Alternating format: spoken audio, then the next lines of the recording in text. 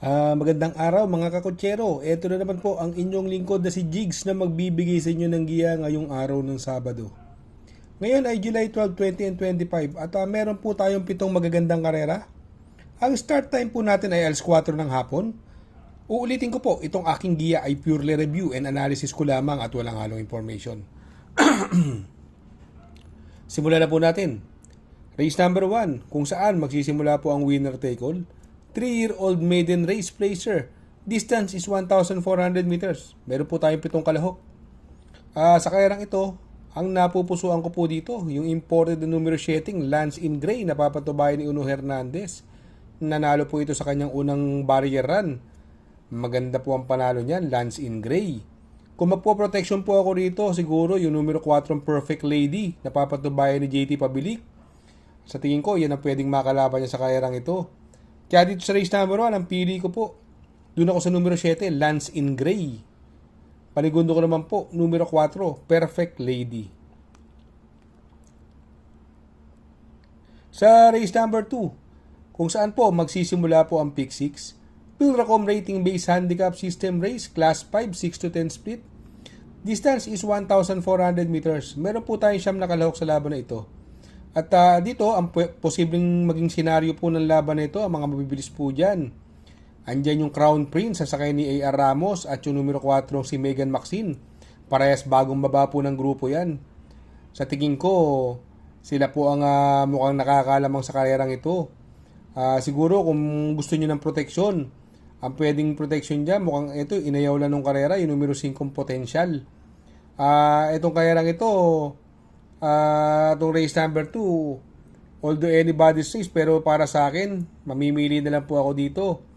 Ang pampermero ko po rito, yung numero 4, Megan Maxine.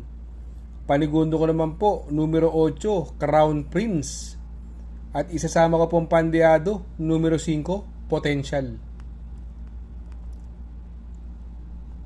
Sa race number 3, dito po magsisimula ang pick 5. Pilracom rating based handicap system race, class 4, 28 to 33. Distansya po rito muli ay 1,400 meters at may 10 kalahok po sa laban na ito. Dito po, no, possible scenario, no. Ito mauna lang, Bride 3, malaki chamba po niyan. Nung karera kasi hindi nauna yan, nandiyan si Red Queen, no. Inunahan ni Red Queen nung karera yan, si Bride 3. Umalis lang po ng pang-apat yan. Pero tingin ko kung pipiliting mauna, malaki po chance niyan. Although, andyan pa rin yung pwedeng manggulo sa kanya, yung Red Queen. Ang pwedeng makalaban po niya, yung numero 1, Madam Mayhem, na binalik na po kay Uno Hernandez. Itong si Madam Mayhem, last run po na ito, nasigundo po yan. Yung Glenna Moon naman, from Pati Dilemma, binigay na po kay, from Mark Alvarez, binigay na po kay Jeffrey Bakaykay. Si Glenna Moon. Pero para sa akin, itong race na to, race number 3, dalawa na lang po ang pipiliin ko. Doon po ako sa numero 4, Bride 3. Panigundo ko naman po, numero 1, Madam Mayhem, coupled with Hans City. Sa race number 4, dito po magsisimula ang pick 4. Pilracom rating based handicap system race, class 5, 6 to 10 split. Distansya po rito ay 1,400 meters. Dito sa karerang ito, may 8 kalahok. Ito na, pansin ko lang, parang solo area yung numero 3, Great Angie, bagong baba po ng grupo, Apoy Asunsyon ng sakay. Sa tingin ko, ito po ang nakakalamang sa karerang ito. Itong iikot lang, ito po, pwede pong makachamba yan, si iikot lang, sakay ni O'Neil Cortez, bagong baba po ng grupo yan.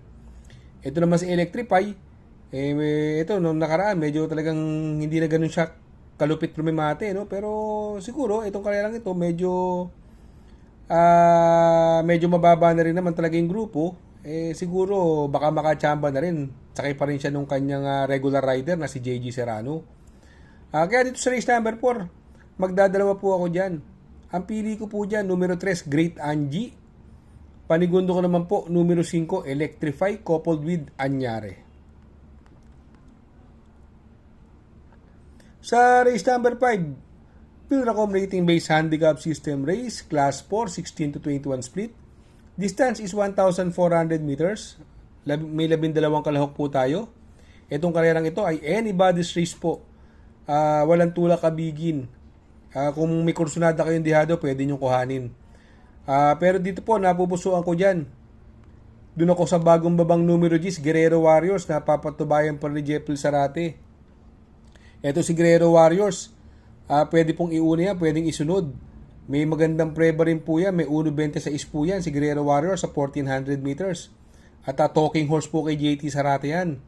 Ang pwedeng mauna dyan at na magdala ng unahan, yung numero 3 na si My Diamond. At ang pwedeng bumuliglig sa kanya si Money for Gabriel, no? Hinebra, puro mabibilis din po yan. Ang pwedeng makasabayan naman ni Guerrero Warriors sa remate rito, yung numero 8 Big Battle. Ayan si Big Battle, gamay na gamay po ni Abreu yan, no? At siya po talaga ang regular rider na nagpapanulo dyan kay Big Battle. Ito naman, bagong baba ng grupo, malaki po chance ang manalo. Hindi lang maganda ang numero 1, full combat order, pero may panalo pa rin po yan sa kay Dan Caballero. Kaya dito sa race number 5, ang pili ko po dyan, doon po ako sa numero G's, Guerrero Warriors.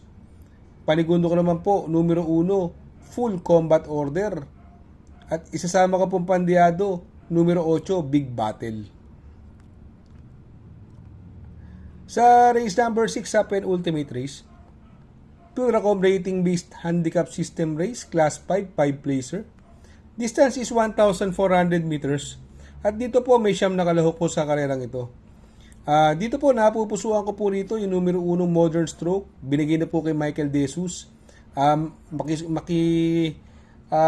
Makinig lang po kayo sa mga bulong-bulungan dyan kung maglalabas. Sa tingin ko malaki po chance niya Modern Stroke.